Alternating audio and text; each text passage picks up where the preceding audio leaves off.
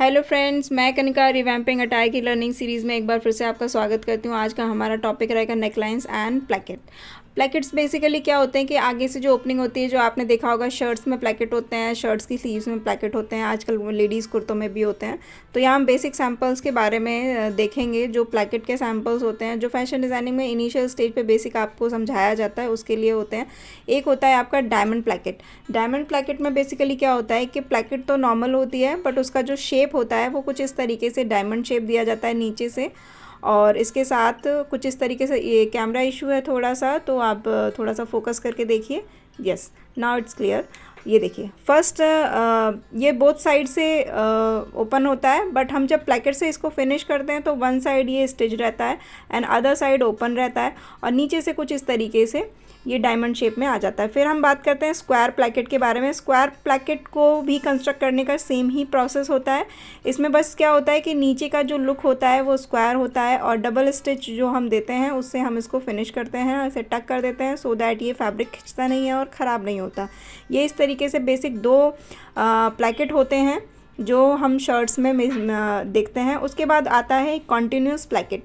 Continuous placket में क्या होता है, बीच से आपको उस पे फैब्रिक को कट करना होता है और एक अदर अटैचमेंट देके कुछ इस तरीके से कंटिन्यूसली दोनों साइड जोड़ते हुए चले जाना होता है। इसमें दो पार्ट्स नहीं होते हैं, इसमें सिंगल पार्ट यूज़ होता है। और उसके बाद वन साइड स्ट्रेट करते हैं और अदर साइड को आप अंदर फोल्ड करके कुछ इस तरीके से उसको रेडी करते हैं। इसे कॉन्टीन्यूस प्लैकेट बोला जाता है। ये तीन बेसिक प्लैकेट्स होते हैं जो आपको फैशन डिज़ाइनिंग में ज़रूर समझाए जाते हैं। आइए उसके बाद बात करते हैं नेकलाइंस की। बेसिक नेकलाइंस होती हैं।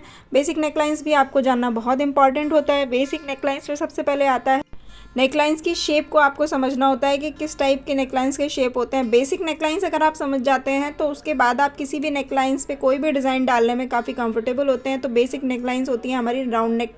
जो होता है कि आपको जो बाइंडिंग के साथ आपको नेकलाइन को फिनिश करना होता है, इस तरह से नेकलाइन होती है।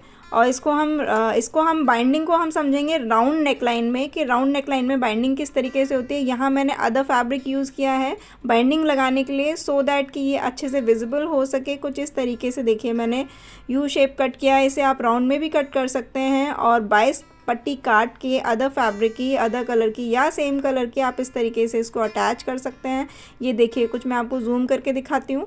इस तरीके से आप इसको अंदर की तरफ फोल्ड करेंगे जब, तो ऐसे एक एजेस पे स्टिच लगाएंगे, जो कि मेन फैब्रिक के कलर का थ्रेड होता है, वो विजिबल नहीं होता है, और बहुत अच्छे से इसको फिनिश कर दिया जाता है। इनको फिनिश करने का एक बहुत अच्छा तरीका होता है, स्टिच के बाद आप एक प्रेस ज़रूर दीजिए जिससे ये अच्छे से फिनिश हो।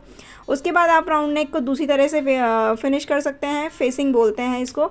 मेनली फेसिंग वर्ड होता है पर कोई जानता नहीं है। आजकल जो कॉमनली हम कुर्तों में जिस तरीके से फ्यूजिंग का यूज़ करके अंदर की साइड उसको पलट के फिनिश करते हैं, उस प्रोसेस को फेसिंग कहा जाता है।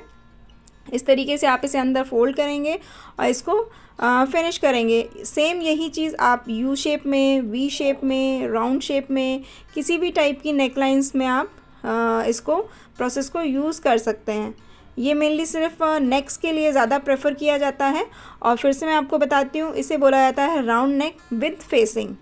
उसके बाद होता है फेसिंग के साथ ही हम स्क्वायर को भी, मैंने अब ये बताया था आपको कि स्क्वायर नेक को भी आप फेसिंग के साथ ही फिनिश कर सकते हैं। राउंड नेक के अलावा अगर आप कोई भी डिज़ाइन होता है, नेक को आप कोई भी शेप देते हैं, उसको आप फेसिंग के साथ फिनिश करना चाहते हैं, तो उस पर आपको एक टॉप स्टिच ज़रूर देनी चाहिए, जैसे कि इसमें मैंने दिया हुआ है। और इसमें क्या होता है कि फिनिशिंग बहुत अच्छी आती है। नेक का कोई भी शेप होता है वो बहुत अच्छे से निकल के आता है। ये तीन बेसिक नेकलाइंस हैं जो हम ज़रूर पढ़ते हैं फैशन डिज़ाइनिंग में। और अगर आप ये तीन बेसिक नेकलाइंस को समझ जाते हैं तो आगे आप अपने अकॉर्डिंग अपनी क्रिएटिविटी दिखा सकते हैं। तो फ्रेंड्स ये था मेरा कुछ सेक्सुइंग टेक्निक्स जो मैंने आपको अपनी खुद की फाइल्स में से बताई। होपफुली आपको ये काफ़ी हेल्पफुल होगा और इससे आपको काफ़ी नॉलेज मिलेगी अपनी फ़ाइल कंस्ट्रक्ट करने में। तो आपको ये वीडियो कैसा लगा, मुझे लाइक शेयर कमेंट करना ना भूलें। Thank you so much.